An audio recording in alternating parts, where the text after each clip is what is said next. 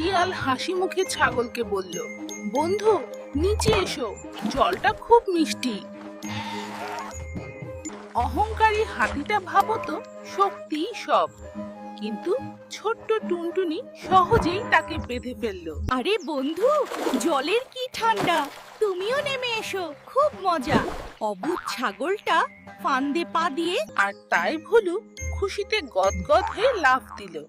কিন্তু এ কি, এটা তো ছিল শিয়ালের বিছানো ফাঁদ। শোনো তাহলে মজার গল্পটা। আরে ছাগলছানা, চলো যাই, ওখানে কত মজা। কিন্তু হঠাৎ করে কিছু করা কি ঠিক? ছাগলটিকে ব্যবহার করে শিয়াল উপরে উঠে এলো। নীতি কথা হলো, সব সময় ভেবে কাজ করবে। নেশে নাও, মজার হবে। ছাগল আর এভাবেই শিয়াল বাঘকে বোকা বানালো। মনে রাখো, ভয় দেখিয়ে চালাকি করা যায়। আর দেখো শিয়ালটা কেমন চালাকি করে ছাগলের পিঠে চড়ে দিব্যি উপরে উঠে এলো। বেচারা ছাগল।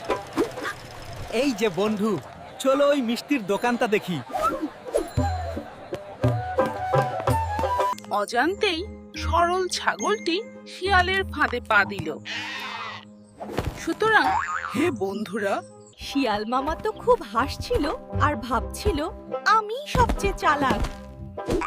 কিন্তু অমনি শিয়াল হাসি মুখে ছাগলকে বোকা বানিয়ে নৌকায় চড়ে বসলো।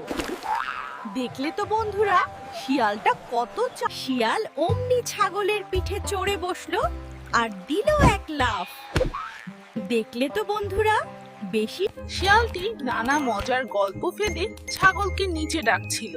লোভ সামলাতে না পেরে ছাগল যেই না উকি দিয়ে। যশোরের ফুলে ভরা মাঠে শিয়াল আর ছাগল বন্ধু ছিল, কিন্তু দুষ্টু শিয়ালটা ছাগলকে দেখো, ছাগলটা কত আনন্দে লাফিয়ে চলেছে, কিন্তু সেটার পরিণতি কি হলো? তাই আমাদের সুতরাং আমরা শিখলাম যে ভালো করে পর্যবেক্ষণ না করে কোনো কাজ করা উচিত নয়। দুষ্টু শিয়ালটা শেষমেশ নিজের ফন্দি হাসিল করেই গেল। তাই আমাদের মনে রাখতে হবে, স্বার্থপর বন্ধুদের থেকে সাবধান। শিয়ালটি হাসি মুখে ছাগলটিকে একটি লাল ফল উপহার দিল আর চোখ টিপ মারলো।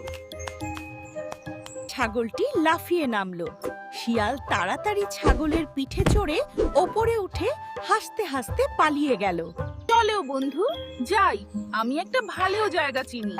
যে কোনো কিছু বিশ্বাস করার আগে সন্দেহ পরায়ণ করা উচিত। শিয়ালটি লাফিয়ে উপরে উঠে গেল আর ছাগলটি কূপেরই মধ্যে রয়ে গেল। তাই বন্ধুরা, ঠগ বাজ। শিয়ালটি চালাকি করে ছাগলকে গর্তে ফেলে দিল। ছাগল ভুল ভুল। আর এভাবেই তারা বন্ধু হয়ে গেল। শিক্ষা, বন্ধুত্বই সবচেয়ে মূল্যবান।